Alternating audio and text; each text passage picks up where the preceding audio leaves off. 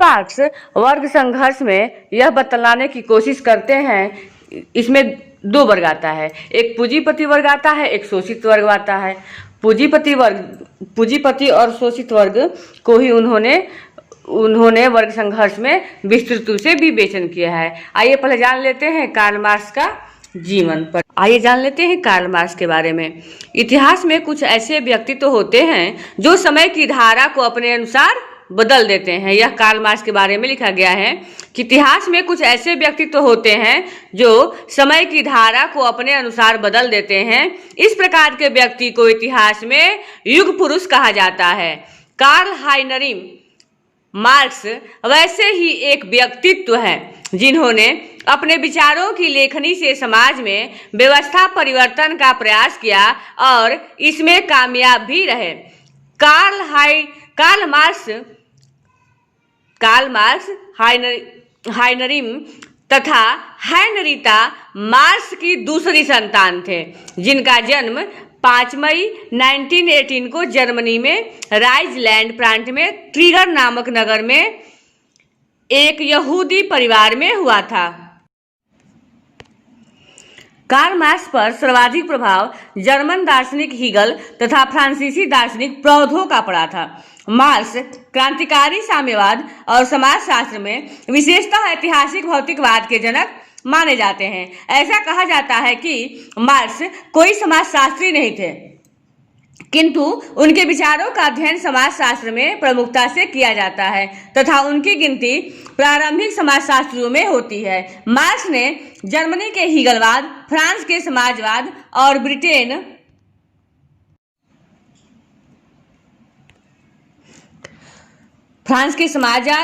Britain की राजनीतिक व्यवस्था संबंधी विचारों का समन्वय कर जिन अवधारणाओं और सिद्धांतों को जन्म दिया, वे ही बाद में मार्क्सवाद के नाम से चर्चित एवं प्रसिद्ध हुए। मार्क्स का वर्ग संघर्ष सिद्धांत, marks theory of class conflict. Marks का कथन है कि सदा से ही प्रत्येक समाज में दो विरोधी वर्ग रहे हैं। एक वर्ग होता है शोषक और दूसरा वर्ग होता है शोषित। जब शोषक वर्ग की शोषण नीति असहनीय हो जाती है, तब एक स्तर पर इन दोनों वर्गों से संघर्ष स्पष्ट हो जाता है। कम्युनिस्ट घोषणा पत्र में मार्क्स और एंगेल्स ने लिखा है, अभी तक के सभी समाजों का इतिहास वर्ग संघर्ष का ही इतिहास है।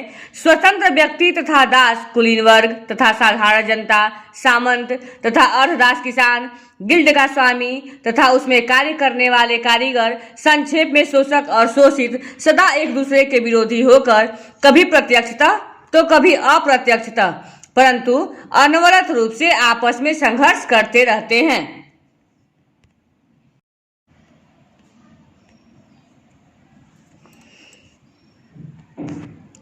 इस संघर्ष का अंत प्रत्येक बार या तो समग्र समाज के क्रांतिकारी पुनर्निर्माण में होता है या संघर्षरत वर्गों की आम बर्बादी में।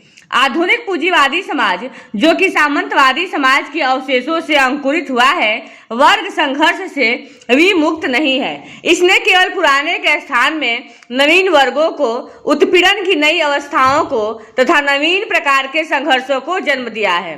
फिर भी हमारे इस युग की पूंजीवादी युग की एक विशिष्ट विशेषता यह है कि इसने वर्ग संघर्ष को अधिक सरल बना दिया है। समग्र रूप में समाज उत्तरोत्तर दो महान विरोधी समूहों में बढ़ रहा है। ये दो महान वर्ग, पूंजीपति और सर्वहारा, एक दूसरे से प्रत्यक्ष रूप से संघर्षरत हैं। मार्क्स का कथन है कि यह एक ऐतिहासिक सत्य है कि भू संपत्ति के विपरीत पूंजी सदैव धन का आकार ग्रहण करती है। पूंजी का प्रथम साकार रूप धन है।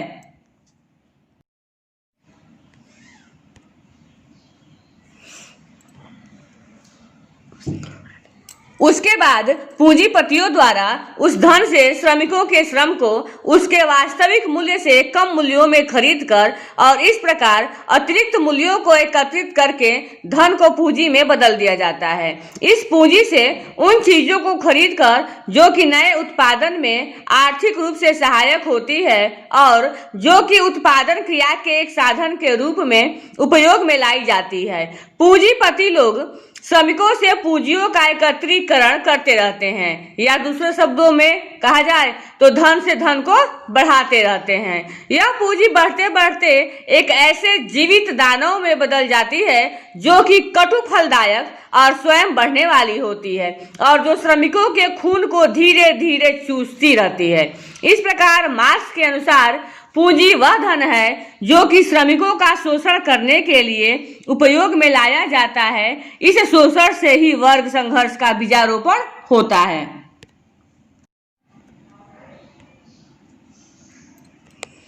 मार्क्स ने वर्ग संघर्ष की विवेचना के दौरान उन आर्थिक परिवर्तनों को भी विश्लेषित किया है जो कि प्राचीन समाज में गृह उद्योग की अवस्था से लेकर वर्तमान युग के फैक्ट्री उद्योग तक हुए हैं। मार्क्स ने इस पूंजीवादी फैक्ट्री प्रणाली के प्रमुख परिणामों का उल्लेख इस प्रकार किया है कि फैक्ट्री प्रणाली में उत्पादन बड़े पैमाने पर होता है, जिसके कारण बहुधा अति उत्पादन की स्थिति उत्पन्न हो जाती है, जिससे कि अधिकाधिक व्यापार चक्र या व्यापारिक संकट काल का उद्भव स्वाभाविक होता है। इसके फलस्वरूप कम हैसियत वाले पूंजीपति या छोटे पैमाने के मिल मालिकों को हानि होती है और धीरे धीरे उनका सब कुछ बड़े पूंजीपतियों के हाथ में चला जाता है, जिससे पूंजी का उत्तरोत्तर केंद्रीयकरण कुछ लोगों के हाथ में हो जाता है। परिणाम स्वरूप छोटे पूंजीपति अधिक संख्या में पूंजीवादी वर्ग से बाहर निकलकर श्रमिक वर्ग में सम्मिलित होते जाते हैं और जनता का अधिकाधिक भाग एक अति अल्पसंख्यक पूंजीपति वर्ग का नौकर हो जाता है।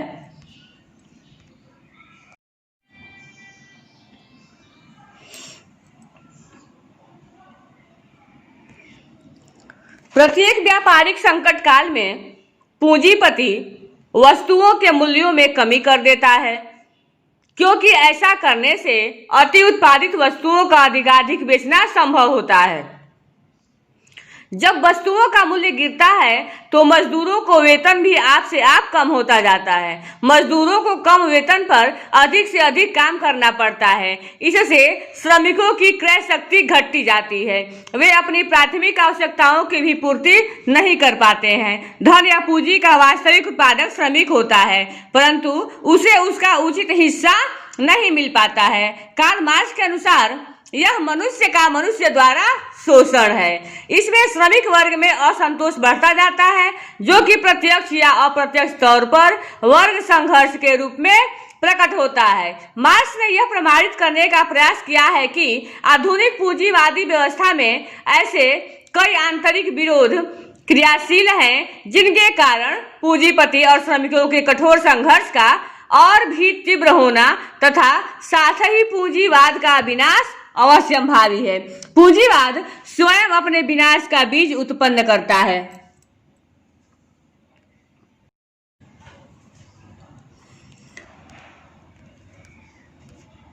पूंजीवादी व्यवस्था के अंतर्गत क्रियाशील आंतरिक विरोधी का निरूपण मार्क्स ने विशद रूप में किया है। इस संबंध में उनके विचारों को फ्रांसिस डब्ल्यू कोकर ने अति उत्तम ढंग से प्रस्तुत किया है, जो कि निम्नवत है।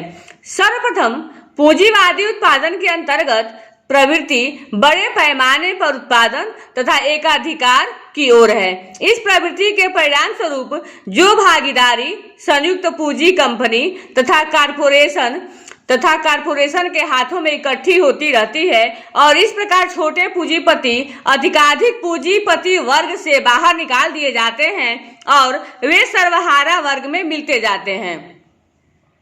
इस प्रकार पूंजीवाद का विकास होने का परिणाम यह होता है कि पूंजीपतियों की संख्या कम होती जाती है और मजदूरों की संख्या में वृद्धि होती जाती है।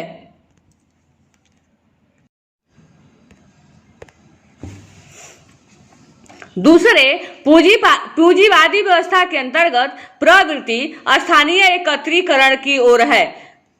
बड़े पैमाने पर उत्पादन करने के हेतु एक छोटे से स्थान पर लाखों मजदूरों को एकत्र करना आवश्यक हो जाता है और इस प्रकार परस्पर संपर्क से मजदूरों को अपनी सामान्य कठिनाइयों एवं आवश्यकताओं का अधिक ज्ञान होता है। उनमें वर्ग चेतना शक्तिशाली हो जाती है और उन्हें सहयोग के साधन सुलभ हो जाते हैं। तीसरे, पूंजीवादी उत्पादन की प्रवृत्ति अपने लिए अधिकाधिक व्यापार बाजार प्राप्त करने की ओर भी होती है। इसके लिए औद्योगिक संसार के विविध भागों में यातायात के साधनों के उच्चतम विकास की आवश्यकता होती है और इससे संसार के विविध औद्योगिक केंद्रों में फैले हुए मजदूरों में परस्पर संपर्क स्थापित करने के लिए सुविधा मिलती है।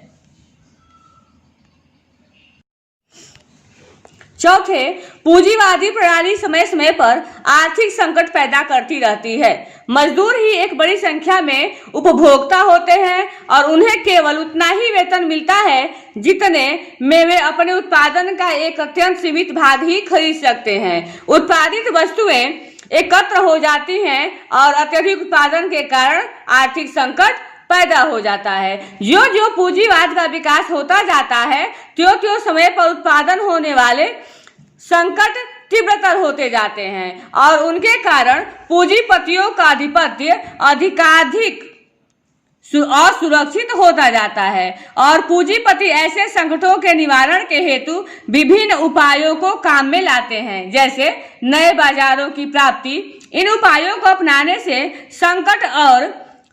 संकट और भी गंभीर एवं अधिक व्यापक होते जाते हैं। अंत में पूंजीवाद के अंतर्गत ऐसी प्रवृत्ति भी है जिससे मजदूरों के दुख, दैन्य, अज्ञानता और पराधीनता में वृद्धि होती है, जिससे उनमें विद्वेष और असंतोष भी बढ़ता जाता है। अपनी समस्त प्रक्रिया में पूंजीवाद जहां एक ओर तो सदैव संपत्तिहीन व्यक्तियों की संख्या बढ़ाता है, वहीं दूसरी ओर वह परिश्रम बचाने वाली मशीनों के विकास के द्वारा आवश्यक मजदूरों की संख्या कम करता जाता है। अर्थात पूंजीवाद निरंतर ऐसे व्यक्तियों की संख्या कम करता रहता है जो बढ़ते हुए उत्पादन को खरीदने की क्षमता रखते हैं।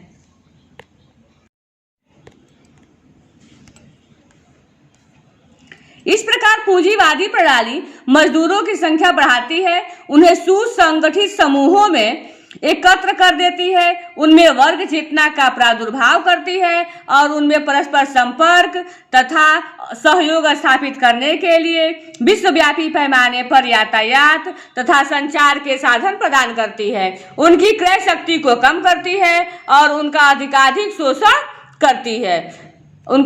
शोषण करके संगठित प्रतिरोध करने या बदला लेने के लिए प्रोत्साहित करती है। अपनी स्वाभाविक आवश्यकताओं की पूर्ति के लिए निरंतर प्रयत्न करते हुए और मुनाफे के आधार पर स्थिर व्यवस्था की सतत रक्षा करते हुए पूंजीपति सदैव ऐसी अवस्थाएं उत्पन्न करते रहते हैं जिसमें मजदूरों को श्रमिक समाज की आवश्यकताओं के अनुकूल व्यवस्था मिलता है। संक्षेप में स्वयं पूंजीवादी व्यवस्था में ही तीव्रतम वर्ग संघर्ष, जिसकी स्वाभाविक अभिव्यक्ति क्रांति है और पूंजीवाद के विनाश के बीच छुपे हुए हैं।